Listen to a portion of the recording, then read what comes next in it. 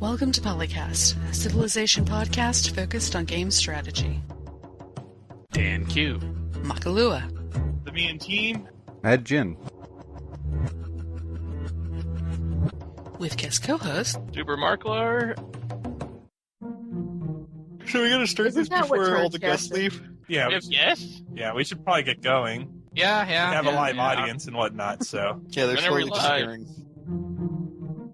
Hello and welcome to episode 206. I'm the Me and Team, and today I'm joined by regular co-hosts Dan Q, To Civ is an abstract craft.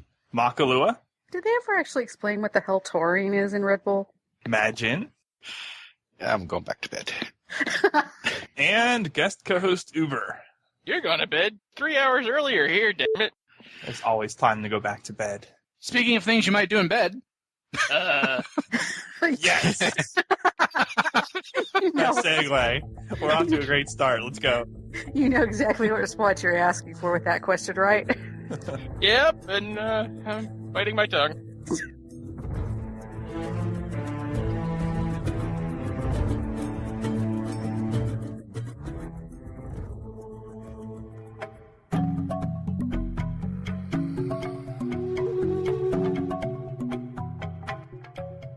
First item on the agenda, and I'm not sure why Dan led with the in-bed segue, but okay. There is a new mod for Minecraft completely based around civilization gameplay, which allows you and large number of other people to play on a server where you can essentially build cities, expand borders, trade, research technology, and try to take over the world. Thank you, Pinky, and the brain.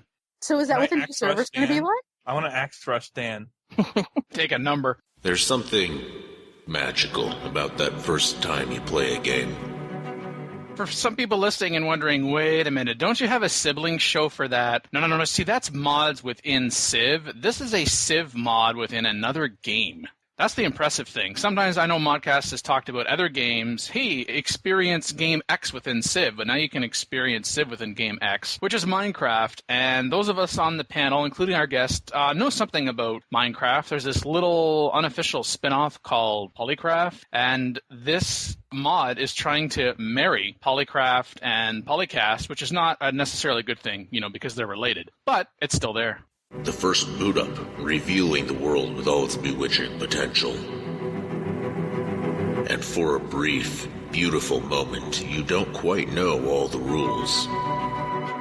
It's currently up to version 1.2. It's only a 69 megabyte download. According to Kotaku, there are ambitious Minecraft mods, and then there's the kind that tries to turn Mojang's game into one of the best and most epic strategy games of all time, Civ. The multiplayer mod features a lot of what makes Civ so great, like trade tools, conflicts, tech trees, spies, wonders in diplomacy, among other things. Oh, and mining, because it's Minecraft, obviously. You can build a world, but breathing life into it takes more than just blocks. It takes a choice between order and chaos.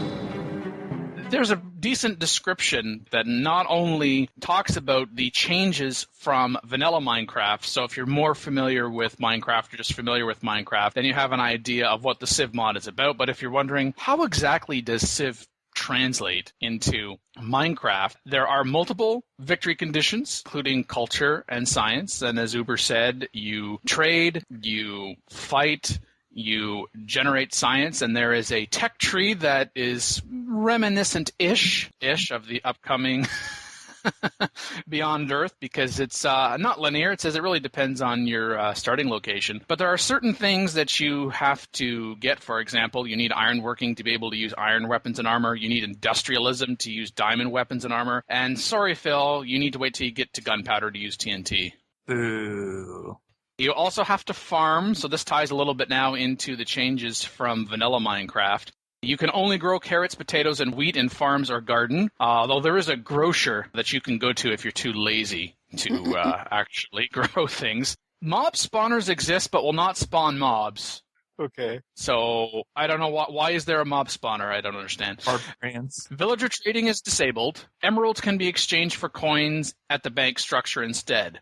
Horses do not spawn in the wild. It must be purchased at a stable structure. Leather armor makes you 10% faster, while diamond and iron armor makes you 10% slower. Like, oh, what's this with realism and gameplay? No. No, can't be. There's a reason to ever actually use leather armor, so that's something. Nether is completely disabled, quote unquote. I don't know why just saying nether is disabled there isn't sufficient. When water touches lava, netherrack is generated instead of cobblestone to prevent cobblestone generators. So you have netherrack generators? Well, I'm kind of thinking, so what about cobblestone generators? Well, cobblestone is valuable in that it can be processed, and it gives chances for rare minerals like iron ingots, gold ingots, diamonds, and emeralds, which can then be used. You send it to the bank, which can then be translated into currency to buy pretty well anything and everything you could possibly want. There was a quote in here about fighting, however. Wartime, when blocks can be attacked, is usually once per week across the whole map. And what you do when I say blocks is there are control blocks in your capital and town halls. There are 8 in total. And once they're gone, your civ or your town is conquered. So, of course, if you only have your capital and then that's taken, then you are conquered. But the description reminds me both Civilization World and even Civilization Online in the sense that you are not just running a civ by yourself. You need the help of other people on the server. You, as an individual character, are part of a civ. And then there are other people that you are working cooperatively, or cooperative-ish, with in order to go towards whatever victory condition you're going for. It's really not explained so much about the science and cultural victory conditions, except world wonders are key to both of those. So you can also build world wonders. Biomes are treated like different terrain types and whatnot. So it's a pretty ambitious endeavor they got going on here. Yeah, sounds impressive. Oh, and in terms of government, there are actually government types. And I'm like, whoa, time warp back to Civilization 3, 1 and 2. What the heck? Yeah. I want to be part of the fanatic government. That one was always the best. Welcome to Civcraft.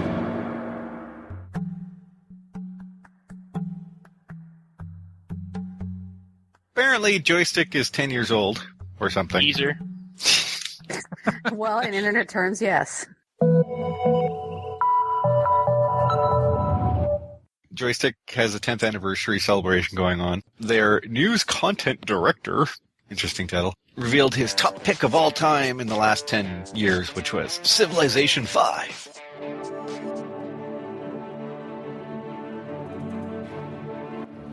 And then they did a little 3-minute video about him talking about it. Yeah, it was actually one of the shorter videos out of all of the favorite games of the last decade selections, of which there were about 9 or 10 in total. He had a number of comments that I think everyone here and a lot of our listeners, if not all of our listeners, can relate to. I have easily spent more time with this series than any other over the years. The series has had a lot of changes over the years. It stayed true to its epic roots. I'm certain there's parts of the Civ community that may or may not agree with that. Following several expansions to Civilization 5, the hardcore haters have calmed down. I don't know if they've calmed down necessarily. They're just maybe not as vocal as they used to be because they're moved on. I was going to say they all ran away because they said, we're out. There was one line, though, that I thought was kind of, I think I know what he's getting at, but I think it's a bit too broad a stroke, as it were. Firaxis doesn't make Civilization for strategy game players. It makes the series for players interested in strategy games. One does not necessarily preclude the other. All I can think of is he's trying to make a comparison to grand strategy games like Europa Universalis. Yeah, they don't make games for players either. No. They make games for developers and people who understand algebra. People whose frustration tolerance levels are atmospheric or stratospheric, sorry. We couldn't possibly be half referencing Paradox. No, we'd never do that. Oh. Yeah, them having a PR nightmare in the last week. Where their studio had basically told everybody to go fuck themselves. I was totally not a part of sir. this. Yeah, and Totally he's totally not. not paraphrasing either, by the way. Yeah, and while Dan will have bleeped that out, I am not paraphrasing. He actually did it. Yeah. Well, he didn't say that exactly. He said Yeah, I know. give an F about the AI. Yeah. Civilization 5 stands out, as a strategy title for the slightly more evolved player, and it's not designed for a niche audience. Whoa, easy. What you saying, bro? Well, compared to what? Like Call of Duty or? Yeah. Because, yeah. Yes, compared to other games. Yeah, I can certainly think of some games that you would say would have to be more evolved to handle Civ relative to them. Of all the titles that were mentioned, Civ was one of only 3 that was PC specifically, the others being League of Legends and Vampire the Masquerade Bloodlines. There was Half-Life 2 and Mass Effect 2, which are, of course, PC and console, but all the other titles were one console or multiple console titles only. Dragon Quest VIII, Nier, Persona 4, Shadow of the Colossus, Super Mario Galaxy 2, and The Walking Dead. No Candy Crush? Gonna have the Candy Crush. It creates a more accessible design, which is a term that has become dirty by the likes of Candy Crush and Farmville over the years.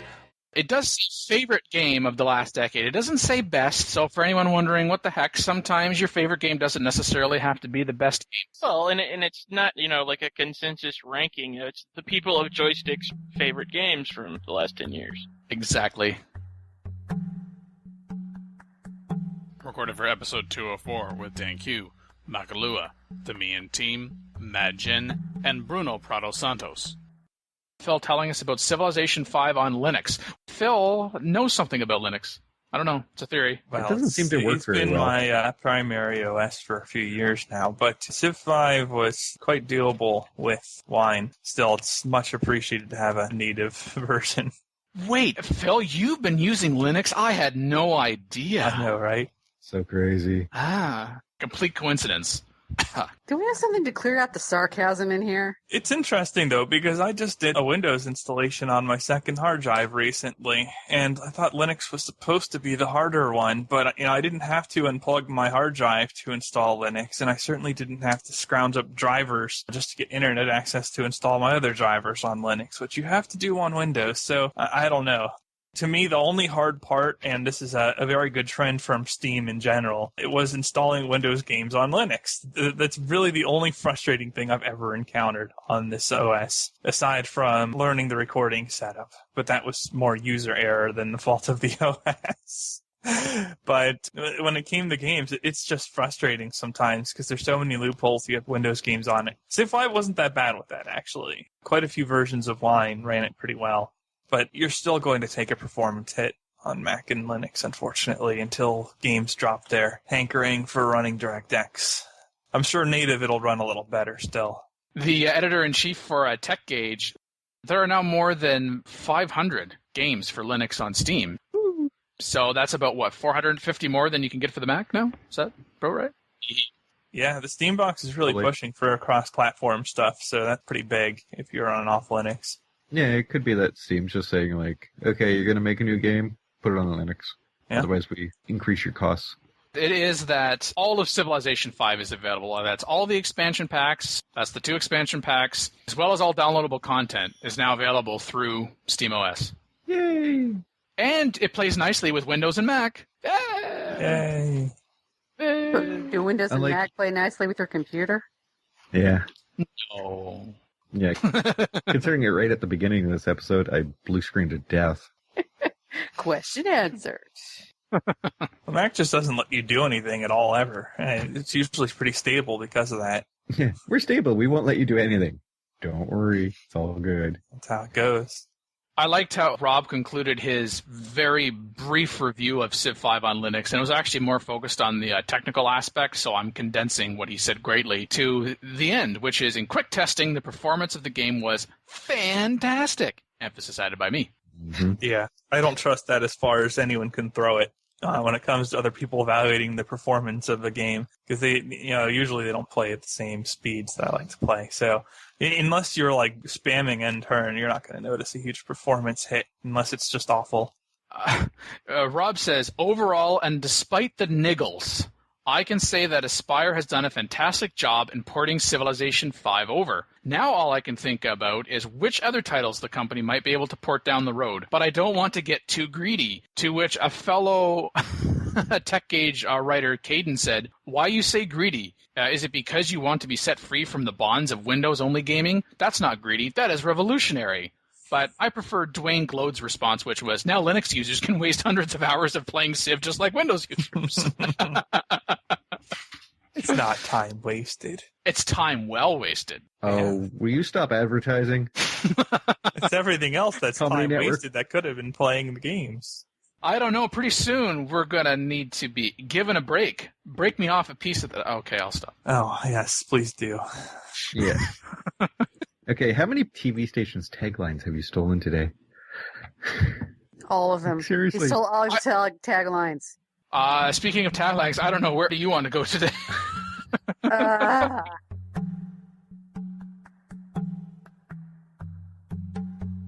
Rolling Stone. That's Rolling Stone, not Rolling Stones. The top 10 most addictive video games. Game never over. So again, most addictive, not necessarily best, which is important as I go through some of these titles. Now, number 10, Donkey Kong. Number 9, Sokoban. 8, Snood. Yeah, I had to look that one up, I have to admit. I remember that back in the day. Never played Snood. That one completely took me by surprise. Tetris. Minecraft is in 6th. Hey! Only 6? As far as addiction levels goes, I don't know about that. Well, yeah, Phil talked about Candy Crush. Candy Crush Saga is 5th, so yeah, it's actually higher on this list. Oh. Angry Birds is 4. StarCraft is 3. World of Warcraft is 2nd, and Civilization is number 1 on this list. You see, I speak somewhat from ignorance here, as I've not played a lot of WoW, but my understanding is that more lives have been heavily affected by World of Warcraft than most other games. Yeah, I mean, It's people have crack. died playing WoW. So Yeah. And StarCraft. There's an entire, I think, medical condition in, I want to say, South Korea, where they will actually treat people for addiction to WoW. So I'm No, South Korea would be StarCraft. for StarCraft, but I know Well, WoW. No, there was a Korean who died playing WoW, I think, as well, but that's I don't think that's unique to Korea, though. WoW is Yeah. pretty... WoW has killed people. But that doesn't mean it's addictive. It just means it's bad to play. Always just one No. more quest. I just have to turn this thing in. Well, maybe I can just get to the next level. I'm so close. And the next Well- thing you know, it's like morning. The game is just Yeah. so bad that when you play it, you have a risk of dying. That's the problem. They've made the experience so smooth you don't realize you're spending so much damn time playing. That's the thing, any one of these titles, you play the game for too long without a break. How terrible Next would it thing be you know, to go it's while 8 in the playing morning Candy and Crush? you're not at work. Oops. I'm really sick today, boss. The Star of Hope says in the chat, if a lot of people do something, then sooner or later one will die doing it. That's true. True. Yeah, I think We if all we're having a breathe. higher Somebody's proportion gonna than normal. which is why living is horrifically addictive, and we should figure out how to stop that. So, As the description, by the way, of having Civ on number 1, and going through the comments, I was surprised to see no one trash Civ for being number 1, which kind of surprised it is me. addictive. Aw. Mackie is disappointed. No. Oh, in a nice way. Oh, I thought you were like, oh, Mackie wanted controversy. No. That Well, just says something that it's a game that people don't have the automatic urge to trash. Here, let me go create an account, and we'll talk about this again in a few if minutes. you look now. at the best comment on the article is your number 1 is completely right on this point. Just one more turn. And the reply to that is sweet, delicious digital crack. Yes. So even the people who are against it in the comments are just like, nah, the other ones should be included. They're not really trashing the ones there. It was described as Sid Meier's history-based empire-building games don't catalyze the maddening must-replay now angst of Tetris, nor do they have the immersiveness of MMORPGs. No, the addictiveness of these destroy ancient civilizations video games is more insidious. It might be time for bed, but you promise yourself you'll just find the perfect place to found your second city or quickly give Montezuma a much-deserved smackdown. And he also talks about Bismarck, but he doesn't make mention of Gandhi, whoever wrote this, so I don't know. Mm-hmm. The only derp point, by the way, is if you load the page that has Civilization and you see there's a Civ 5 screenshot, the caption says courtesy of Microprose. Really? The no longer existing micropros. Oh, yeah. And the funniest part is that is a Civ 5. Yep. Good job. That's hilarious. Get your Morocco on. I wonder about that being done accidentally, as in, like, I don't wonder at all. Well, it could be like Microprose was the one who started, and they just kind of amalgamated a bunch of stuff, because they talk about Civ 4 in there, going over and getting some copper. Yeah, that's true. Horses were better anyway. Man. Unless you were aggressive. Aggressive, expansive, even. Shaka. In their comments, they get in a lot of trouble for putting Candy Crush on the list. It's like, all Candy Crush is a copy of Bejeweled and With candy. yeah, candy instead of jewels. Given the various So news stories different. about people stuck playing it and spending hundreds of dollars on it. Yeah, people have done that with Bejeweled long before Candy. Oh yeah, And then there's Tetris before that. Tetris is in here. Well, first off, if this was a best video game list, I'd be all over frickin' Candy Crush. Right, but it's why it's stupidly addictive. Addictive was the thing. It's addictive. Yeah. It's just not good. Yeah. And then, of course, there's the inevitable, but It's in a game. yeah, Candy Crush can't be a most addictive video game because it's not a game. Yeah, it's not a So video game. everybody I know on Facebook, quit sending me requests to play it. I'm not playing it. No, you should be like you said, no, I'm not playing that. I'm playing Bejeweled. And then, of course, you got the Lawler. Yeah, well, you have the League popped of out. Legends and Dota people who are... Yeah, they're like, oh my god, you put StarCraft and WoW in there, but not League of Legends? You have literally no idea what you're It's talking not about. that addictive. Well, give it a year and then it might be up there. I wouldn't put LoL like top 5 though. I wouldn't put it as addictive. I mean, StarCraft started the whole esports concept, and people are still playing it, both original and current. WoW has been going for more than a decade now? I would have said 10 or 11 years, yeah. Something like that? Yeah. Yeah, sounds about right. League of Legends? Whatever. Isn't that like 5 years? It just showed up. Oh, World of Warcraft, November 2004, so almost 10 years. It's in its 10th year. Yeah. See? I played some of the very original Dota maps. It was great. So, yeah. Lawler fanboys, shut up. Shut your face. And besides, they're all freaking Blizzard, so get over it. So what we're saying is Blizzard really knows how to make addictive games. Probably. Yeah. Yeah, Diablo, if you're that kind of person, geez. Oh, God. Diablo 2. Oh, Yeah, I know Too many people are hours still lost. playing Diablo 2. they cray. Still playing Diablo 2 because they don't know how to uninstall it from their computer.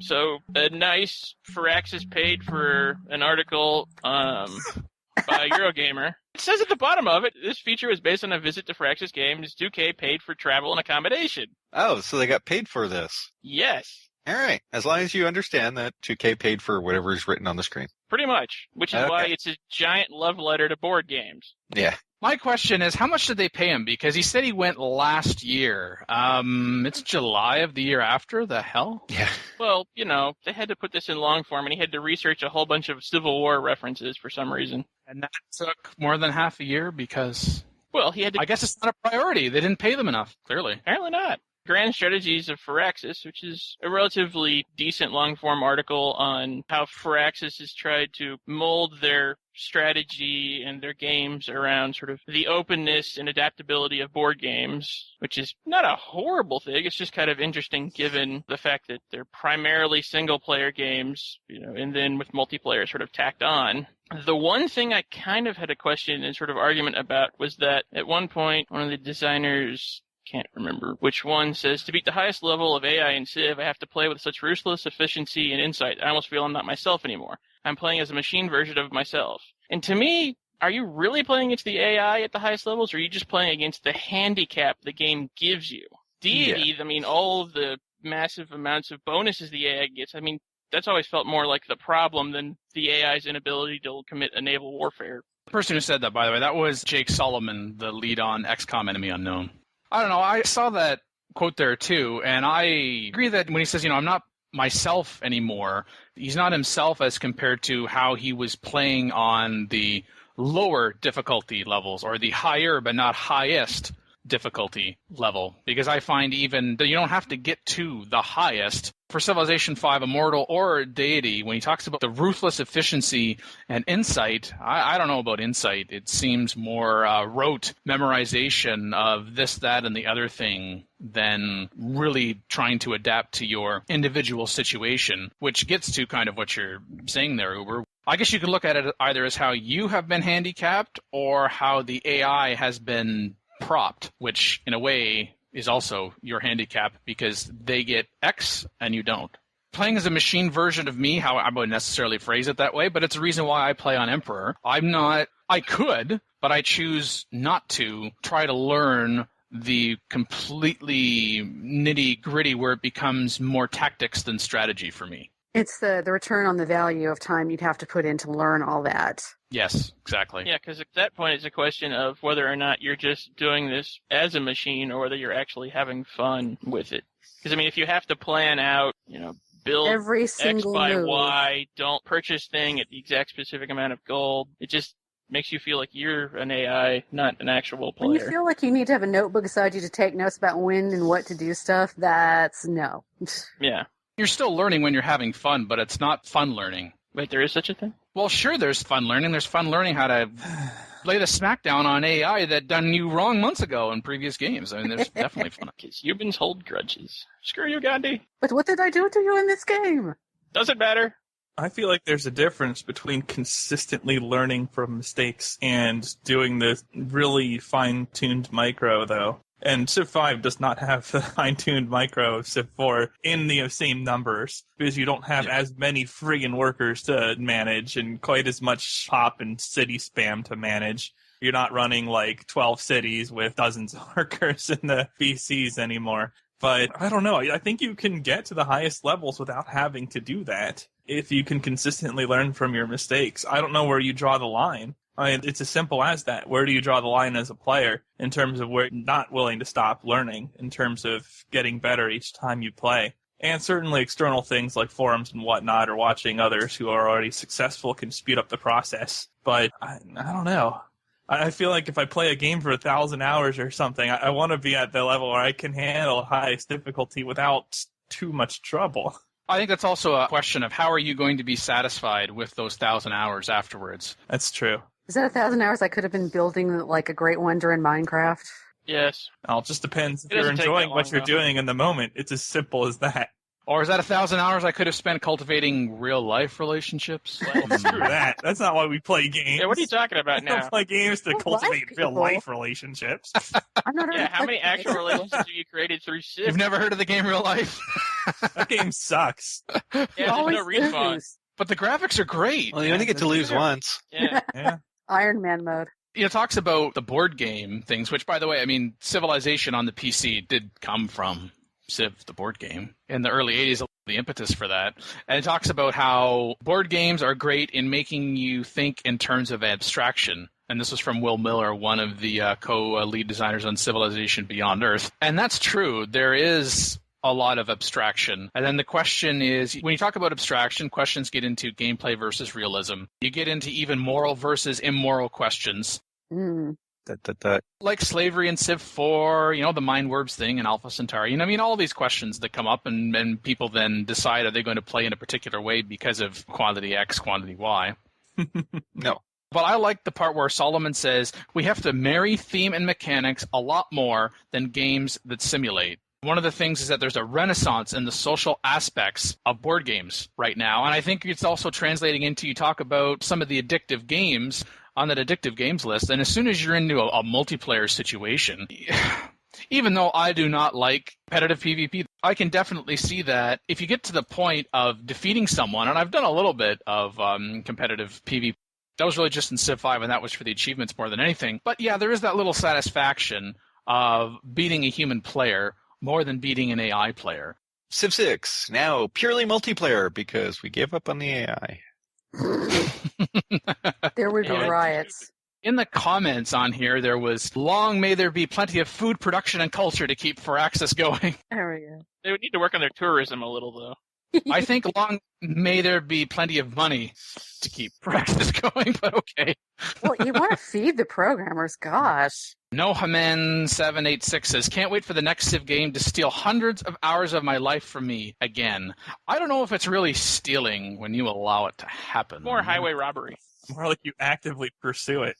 They take hundreds of hours. They don't necessarily steal it from you. I'll give you that. Nikator says, I love the way these guys talk about the games. It's not a product. It's not what will sell best. It's what they can do to make it a better experience for the players. That's because you're talking to developers, not publishers. True. And you're not talking to somebody in marketing. But then Right Mind says, Civ is a terrible franchise for kids. Europa Universalis is much better and is actually grand strategy. For What? kids? There's no way in hell I'm letting a kid try and learn a U4 at this point. I know perfectly reasonable adults who just can't understand EU4 because there's various moving parts. And they keep Yeah. changing every damn thing. Yeah, there's that too. But Their Yes. interface has design issues as well. Don't get me wrong, Yeah. I love the game, Yeah. but there's a lot that's wrong with it as well. Well, but when Right Mind says actually grand strategy, to me that implies that there's somewhere in this article that Firaxis makes out this is grand strategy, and if they said that, I missed it. So I don't know where that came from. Yeah, well, admittedly, it's in the title of the article, but and they're probably talking about the strategy game design. The Yeah. grand. Recorded for episode 205 with Dan Q, Makalua, the Mian team, Majin, and Hammer Rabbi. This how do you play Civ? Not well. Ha ha! No. On a PC. I don't know. You guys are all Chuvos. Almost 20,000 responses to this through Reddit in, I think it was June, essentially. Yeah. What I'll say is this is an interesting idea to try to gain some information. I know Phil and I in the past, we have shared or ourselves gone on rants about how data is collected. And some of these questions and methodology for gathering the data is painful. I know some people feel physical pain, like internal injury type physical pain when they hear my puns. Well, my physical internal injuries come from gathering of data that's asked poorly. Some of these are better or worse than others, but I don't get to see the original poll. I just see the results here in Google Docs. Yeah. Is that what you're talking about? Yes, and what you can do with that address, if you just get rid of the /view analytics, then you can actually see the questions. You can still participate in this poll, even though it's dated June of 2014, and you can still answer in July 2014. So right away, Mm-hmm. But it's important to see. It's a little more context to the answers. Just as an example, one of the things that's asked are your favorite civilizations, and in Civ 5, and it breaks it down between vanilla, Gods and Kings, Brave New World, and DLC. Okay. There are multiple options. Okay. But how come with vanilla civs you are told to pick 3, but for everything else you are told to pick 2, and in fact you can pick even more than that or less than that on all accounts? Oh, I didn't know that. Yeesh.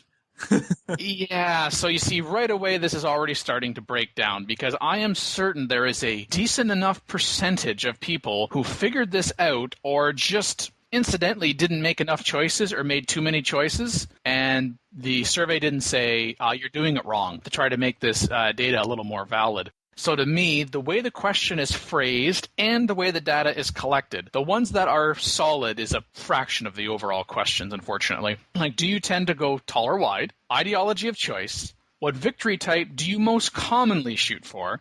What do you normally build first? Do you normally attempt to found a religion? And what best describes your thoughts on Beyond Earth? All of these questions have reasonable qualifiers, and they are also one-option choice only ones.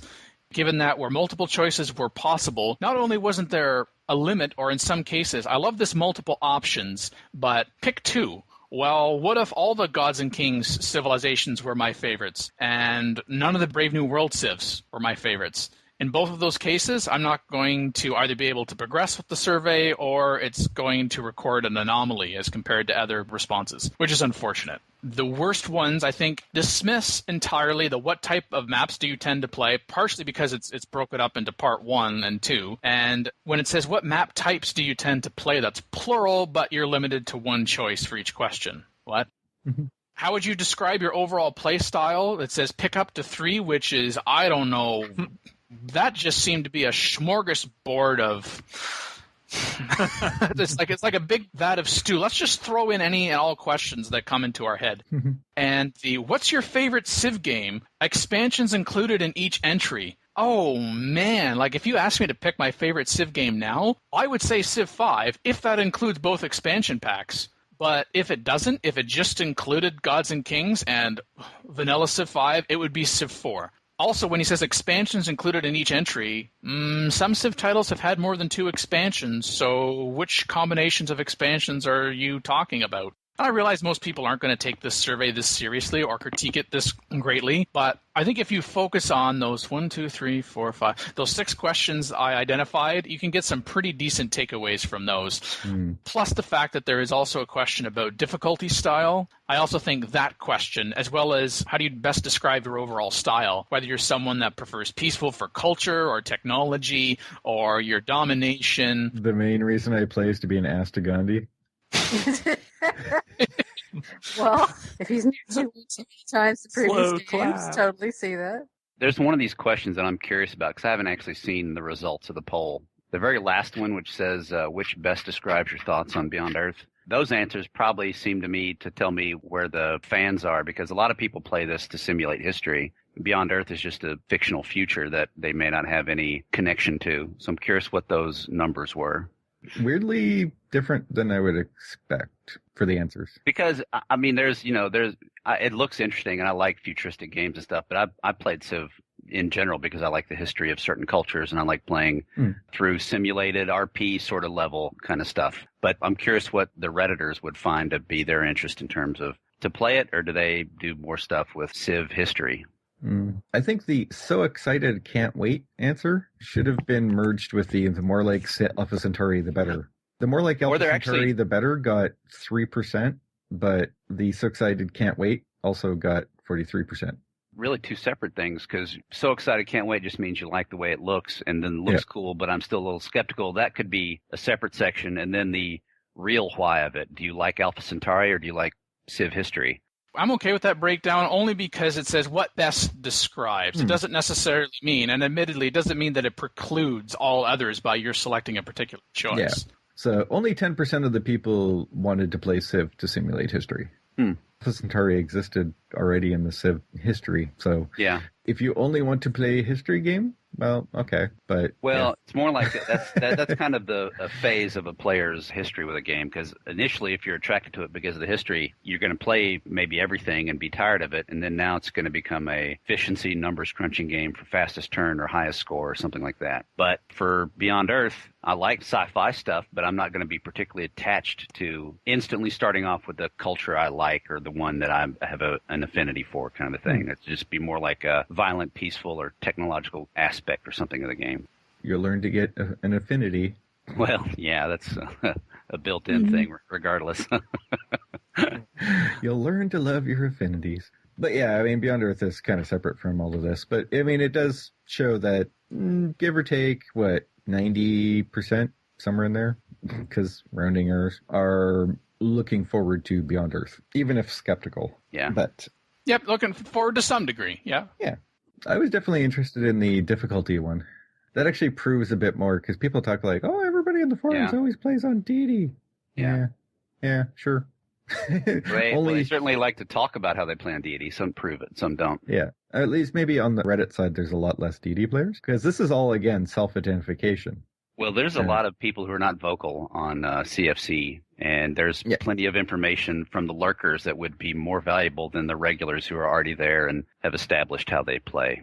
I wish for that question it had said, what difficulty do you normally play on? That would have been more value-added question, I think. Yeah, well, you could normally play on the same difficulty that you play on. It does look like it's very properly statistically set up, or at least distributed, because the main core is Prince, King, Emperor, which is, basically expected. Oh yeah, that result didn't surprise me at all. Yeah, the majority of the players should be somewhere between Prince, King, and Emperor, although I would have expected Emperor to be higher than Prince by this point. For the distribution. It's pretty much stayed that way with Civ 4 too, even well into the game's life cycle. Deity is slightly higher here, but not much. Yeah. Yeah, I would have expected the percentage for Prince and Emperor to be inverted. Yeah, I would have figured Emperor is a little bit more, because that's the balance point. The fact that, people are still playing Settler, Chieftain, Warlord, I mean, yeah, that's fairly normal. Learning curve. Yeah, the game's fairly casual. The difference between a lot of the players who play on Deity and Immortal is just volume of knowledge. They sort of encyclopedically know the reactions in combat and stuff that other people would just sort of guess at. They would think that this unit's better than that one, but situationally it's not, because they don't know that. So Yeah, it's how much effort you want to put into learning the game. Exactly. You do get some people running Settler and low levels like that who are actually very good players and are just trying to get ridiculous dates, too. That always happens, and it's always amusing to see Space wins and the PCs and crap, so, The Hall of Fame stuff keeps that pretty active with the challengers. You can reload whatever settings you want, but playing Settler for max score and stuff, that is definitely a regular thing. And achievement hunting. Yeah. Lol. Hunting, you say? Give me another word. Yeah, I mean, this seems more realistic for a distribution than, say, if it was a poll on CFC, where you'd see... Where everybody would say, we all play deity all the time. Yeah. That's not true. The Civ 4 one on Deity did not have that. Civ 4 Deity one distribution looks pretty darn similar to what we have here. Yeah, but that's a more realistic one. Because you'll have plenty of people who say that they play on Emperor because they don't want to play on Immortal or Deity because of the bonuses that the AI gets. It becomes more of a question of where do you comfortably win a game versus where do you try to play. There are plenty of people who can get I used to statistically post what mine was about 1 in 10 deity games I would win, about 50% of the immortal games I would win. It doesn't mean I never played the other difficulties. Those are just the ones that really gave me harder challenges. Yeah. And I think if you're going to compare a poll like this on Reddit to CFC, that the fact that this result on Reddit is comparable to what you see on CFC helps validate the CFC information. And you might be saying, but the CFC came first, but tying to what Hammer Rabbi was saying is this is going to be more accessible to more people because you don't have to go and register an account on Reddit or otherwise like you would have to on CFC in order to participate in one of the polls. Redditor's going to have generally probably a lot more responses than CFC will. Yeah, it just depends. It depends on how fast it gets up. I mean, r/civ has quite a lot of people following it. I can tell you the one above the what difficulty you play on is silly because many of these are tied together. Tall City with Wonders. That's the same thing for the most part. So it's not really an overall play style. I think the taller, wide one without context of what precisely constitutes either is kind of iffy. But one that jumped out to me is the popularity of continents is so overwhelming. That's different from what I recall in the Civ 4 days. And it's actually a reasonable pull, too, because it doesn't have the ridiculous choices of the other. So there you go. 72% continent maps are picked. Yeah. Yeah, that is a better question than the part 2. Yeah, the part 2 gets a little goofy. Yeah, part 2 gets goofy, but I don't recall continents holding such weight previously. I mean, they were always a popular pick, but it seems more so now than in the past. And also, Pangea really fell off. It's close to Archipelago now. I think Pangea started to fall off with Gods and Kings expansion and then into Brave New World as the AI got better with water-based combat, since the majority of Civ 5 players are going to be single-player mostly, if not only. I think that is a big reason probably why. Although, that said, I am surprised that Continent is that strong. I would have said like maybe 50 or 60% would tend to play with a continental-style map. I would probably say the addition of religion and religion pressure plus the trade, the fact that you get more from further away, and ideology, neighboring close to ideologies and stuff like that. I think that would be the reason to push more for continents, because if you're on a continent and you found a religion, you're more likely to take over that continent. Whereas if you're on a Pangea and you found a religion, well, so is everybody else on the same landmass. So what about the naval mechanics themselves? They've gotten better, but but Archipelago is still like super easy. Yeah, well, that's always been true in any Civ game that I've played. But Pangea and continents, I don't know. It depends on, where you ask. It's usually like the default map. People go back and forth, but like people tend to find continents map slightly more balanced than Pangea, because you can't have like a single AI on a high difficulty level just wipe out the entire Pangea with an early advantage. Yeah. I mean, continents, you can have them wipe out their entire continent, and then you have to deal with that. But then you have boats. Yeah, they won't jump to the other continent. They won't blob fast. quite so quickly. Mm-hmm. Don't you go bring in EU terms here. Super blob. What? It's an accurate description. That's true. Blobby. Well, it's kind of interesting to see the differences between the policy trees they're most likely and not most likely to pick. It's like, wow, probably gets a lot of hate there. Followed by honor. I know. I mean, I realize that honor's kind of situationally better in some cases. No. There's certain civs that honor first every game. I too was surprised by Piety Mackie with Brave New World in mind. Yeah. Now that we have the religion and you can do a lot of things with religion, why would you not want the piety? I don't get it. Identity crisis is over, particularly when, to tie into another question about do you normally go for religion, I typically found a religion, and I usually try to find a religion but don't always succeed, is like 80%. I wonder why you're not succeeding. You can do religion with tradition or liberty and not even bother with piety and still get a good religion fairly quickly. I know, but you get it's even better. It can be reasonably even better if you choose piety. It can be, but then you cost owns you. Well, yes, because you're not growing with tradition or you're not expanding with liberty. No. You're assuming that people would just choose piety or just choose piety first, and I think that's a mistake to assume that. Well, no, because by the time you're finished tradition, you're taking rationalism. Not always. And now you're also assuming people are going to finish the social policy and not try to have a little bit from tradition and piety like I usually do, or liberty and piety. Then you're doing it wrong. No, not doing it wrong. No. That is absolutely not true. There are arguments for dipping a little bit into certain social policies. Some of them twin well together very nicely. Well, let's explain some reasons, because some people play to get the fastest time. and the earliest turn to win, and that usually never involves piety. And that's just been something that's kind of been proven on forums, that it never involves piety. It doesn't mean you can't do it or that it's not fun or interesting. It's just not a path to the fastest turn victory. And this is why, for winning the game. And this even goes to culture victories. You'd think that if you're going to go for a culture victory, you'd dip into that for a faster win, but that's even been debunked mostly in Brave New World. It's the kind of thing where you realize whichever victory you're setting out to do, you only have so many policy choices, period. Which ones are you going to get? Because it's not that they're all bad, it's just that some are much better than others. And this is sort of what the community has collectively decided, that piety is useful, but it's not the most useful, and you kind of don't ever really need to if the end goal is fastest turn. Or even just winning on higher difficulty level. You could definitely go for slower win, because I definitely do not focus on fastest win. I just focus on, the win.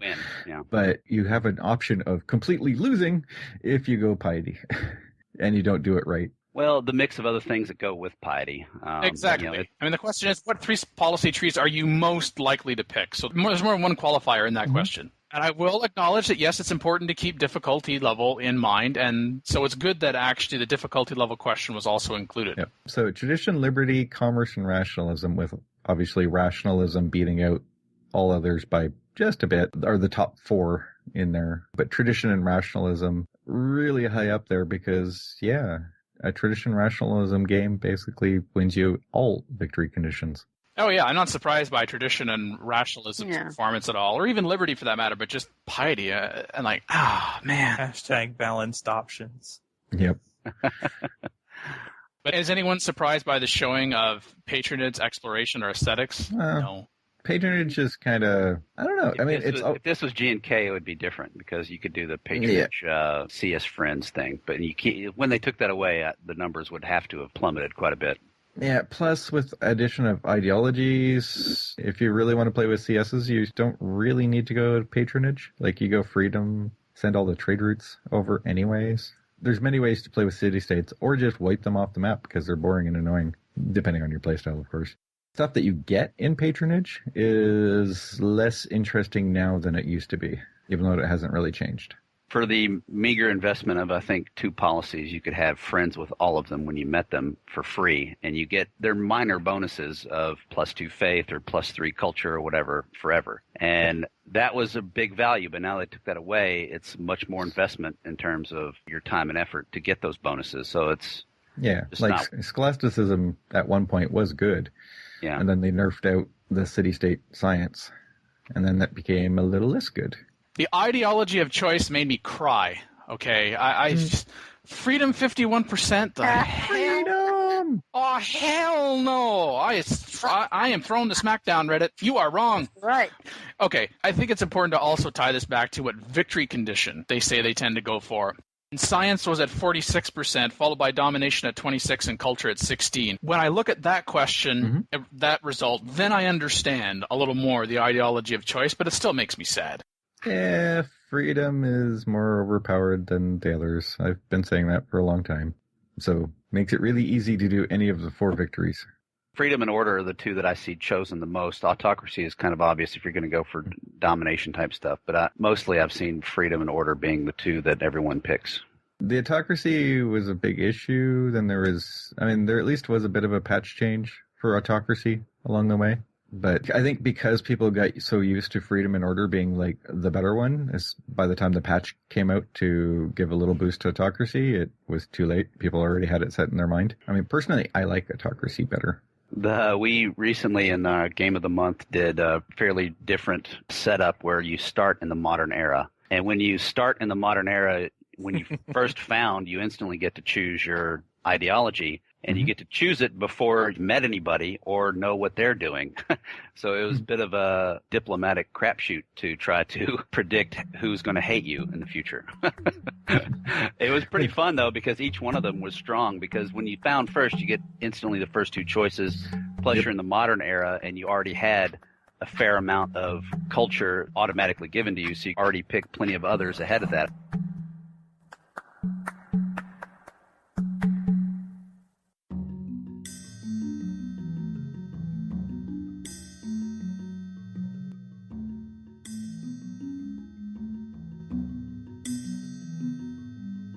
Talked about Civ Rev 2 extensively on the last episode, and guess what? The reviews aren't very positive overall. No. Understatement. I call this critics mixed, users ticked.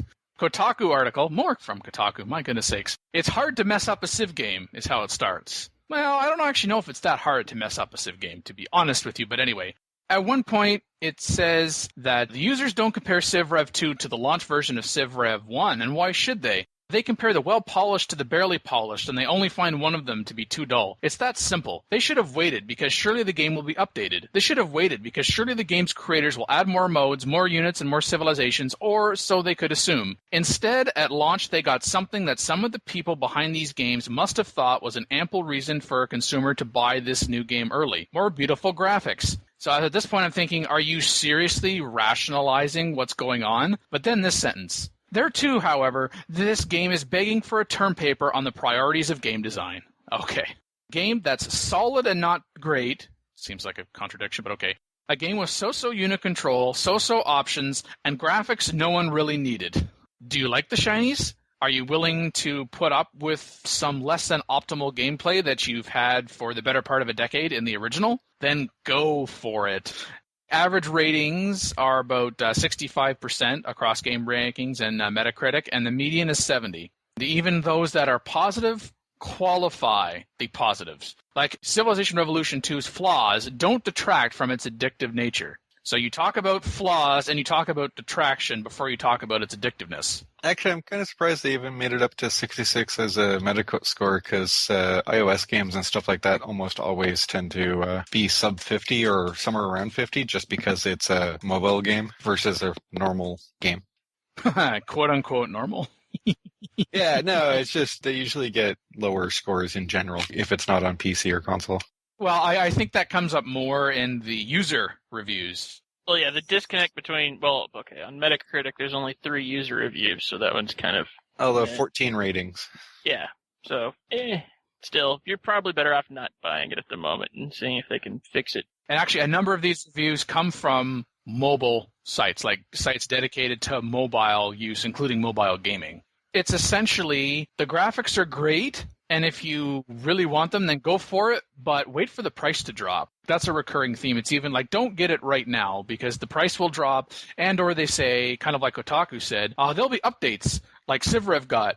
On God as a Geek, love the site name, by the way. If the original Civ Rev didn't exist, then I'd be praising Civ Rev 2 for bringing the Civilization series to mobile. Instead, this is a game that doesn't need to exist. A Now Gamer, an oversimplified equivalent of the console Civilization game that doesn't even beat its predecessor. US Gamers, Kat Bailey, when she says, this sequel feels like a missed opportunity to improve on a good idea. Yeah, that. They focused on that which is not what Civ has been about in the first place, which is graphics. That's what was updated. And that's what was sold. So does this just feed into a slightly growing theme of never buy a Firaxis game on launch, or...? It is not a Firaxis game. Nope. Although you're thinking it is, Uber, and we talked about it in the last episode, is an understandable misunderstanding.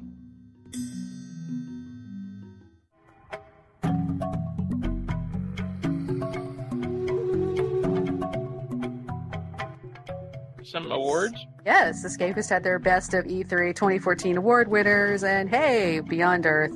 Things we want to play very badly apparently would be the right title for that. It apparently beat out one other game. I'm not even kidding. If you look at the Game Critics, the nominations, there's one other strategy game. Best strategy game was Civ, Beyond Earth, and Grey Goo.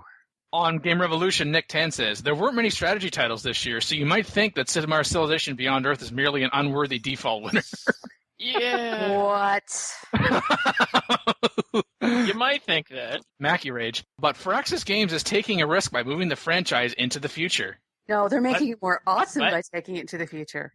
What? As opposed to the other games when you could wind up in the future anyway? As opposed to Alpha Centauri, which sold really, really well for them. No, but this isn't that game, don't worry. Yeah, I know, but it's still taking totally this type of concept and putting it into space. You know, they've tried this formula before, and it did work. I don't see how risky, quote unquote, that is. No, I think what he's saying, Mackie, is that Alpha Centauri isn't part of the Civilization franchise because it doesn't have Civ in the title. What? I'm not saying that because I never played it. Which is what? Recorded for episode 204 with Dan Q, Makalua, the Me and Team, Mad Jen, and Bruno Prado Santos. Civilization Online will be allowed to have a Christopher Tin theme. Wrote a new song called Song of the Mountain. He was approached specifically to do this theme and then wrote this song with that in mind. Will it make another Grammy?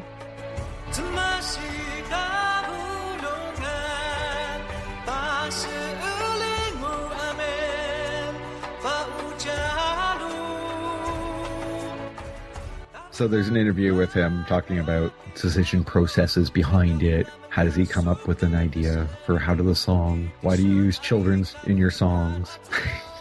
Stuff like that. Beyond Earth, are we going to get some Grammy? Because if I didn't get any. Well, as part of his interview, Tin does say, I'd love to score a complete Civilization game. Writing the title songs is a blast, of course, but I'd love the opportunity to conceive the complete musical identity of a Civilization game from start to finish. I can't imagine a more exciting scoring opportunity, one in which music from every culture and every era of history is yours to explore and integrate into a musical whole. I'd like getting to write your own musical encyclopedia. I find that idea thrilling. Well, there you go. Is there an equivalent to the Fry character from Futurama saying, shut up and take my money? Yeah. This needs to happen. I'm shocked. I mean, this was really coming home for Tin because he was asked to write the theme for Civilization 4, got himself a Grammy for that, plus a Grammy for the album that the song was on, is now widely sought for musical composition, and is saying, even despite my busy schedule, this is something I would like to do, and then goes on and on about it in an entire paragraph in an interview. So hopefully it's just a matter of when as opposed to if. Yeah, there you go.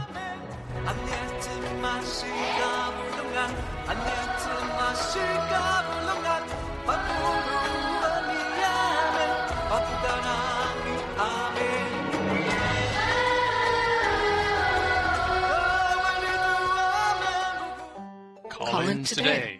In North America, the number is 301-637-7659. That's 301-637-POLY. In Europe, 44121-288-7659. That's 44121-288-POLY. The only thing worse than being talked about is not being talked about. For more information on PolyCast, Our sibling shows Modcast, Revcast, and Turncast, Or about PolyCast in general, Log on to the series' official website at Polycast.net. thepolycast.net.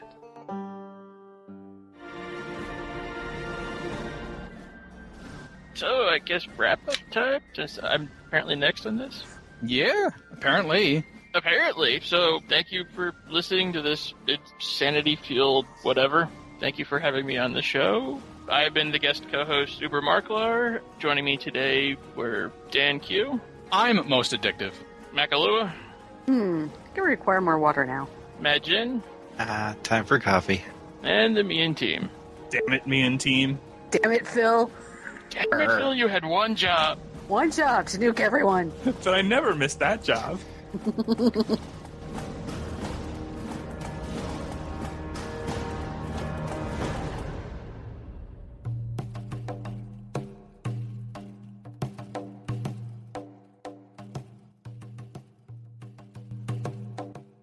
Ah, yes, headphones. It helps if I put them on my ears so I can hear. It's a good thing you didn't hear some of the things that were said. That's okay. We may have taken advantage. Yeah. So, once again, my timing was not quite where it would be to walk right in the middle of the conversation. You're going, brr, brr, brr, brr, mucky, mucky. You're a bit late to have heard the common law marriage thing, but live happily, Mackie. Okay. I wish you two the best. We are not married. See, this is about free consenting, just like I said. There are ways around that one, Dan. Hey, Phil. I had an intro that would have gotten me slapped. What, by Dan? No, by you, probably. I was going to say, welcome to Karaoke Edition. Sing off, yes! Yes. Have to do the sing off. The guest has initiated the sing off. They're the guest, Mackie. We have to do what the guest wants. But it's Uber.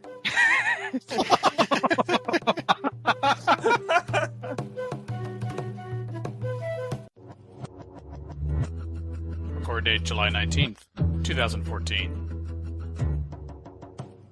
Civcraft clips, copyright Civcraft Dev. Joystick 10th anniversary clips, copyright Joystick. Song of the Mountain Clips, copyright Christopher Tin. Civilization 4, 5, and Beyond Earth sound clips, copyright Take-Two Interactive. Copyright Civilized Communication at civcom.net.